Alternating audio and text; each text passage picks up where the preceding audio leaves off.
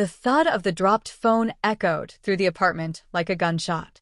For a moment, I couldn't breathe. Her voice, soft, trembling, intimate, still leaked through the speaker, not meant for me at all. "I miss you. Tonight, yes. He won't be home until late." My stomach tightened so violently I doubled over, gripping the counter as if the whole world had tilted. I hadn't planned to listen.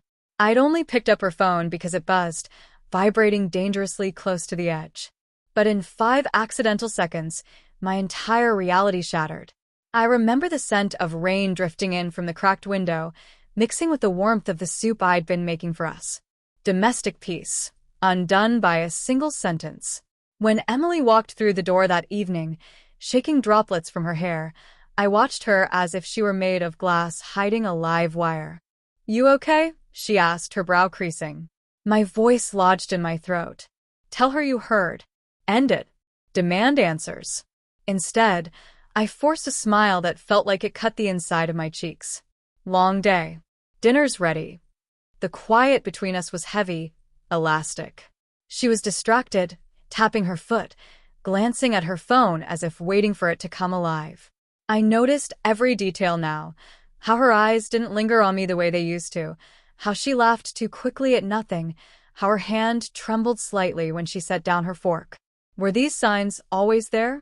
Had I ignored them out of love or fear? I said, finally breaking the silence. "Are you happy?" Her fork froze in midair. "What kind of question is that?" "An honest one," she sighed, gaze dropping. "I don't know. Things feel different lately." Different. A word as soft as fog, and just as impossible to hold. I nodded slowly, pretending that her half-truth hadn't already gutted me hours before. That night, I lay awake beside her while she drifted to sleep, her breathing steady, oblivious. I kept imagining her in someone else's arms, whispering the things she used to say to me. Things I still burned for. I hated myself for still wanting her. I hated her for making me doubt every memory we had ever built. 2 days later, I followed her. I told myself it wasn't who I was. But heartbreak makes liars of us all.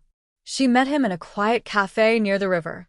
Nothing dramatic, nothing seedy. Just 2 people sitting too close, smiling too tenderly. He brushed a stray hair behind her ear, and she leaned into the touch like it was home. I didn't confront them.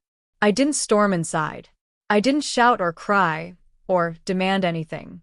I simply turned away, feeling something inside me fold in on itself, like a star collapsing into a silent, dark thing.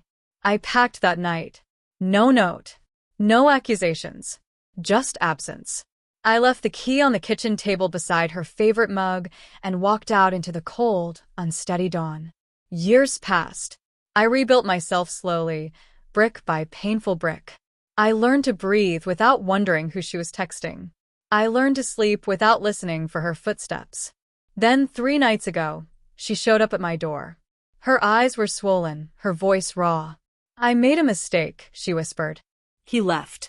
And I never stopped thinking about you." I studied her, the ghost of the woman I once loved. The years had carved regret into her face. But the truth was simple, unforgiving. "I did stop thinking about you," I said quietly. "And it saved me." Her lips parted, but no sound came. For the first time, she was the one left standing in the doorway, watching someone walk away. And I didn't look back.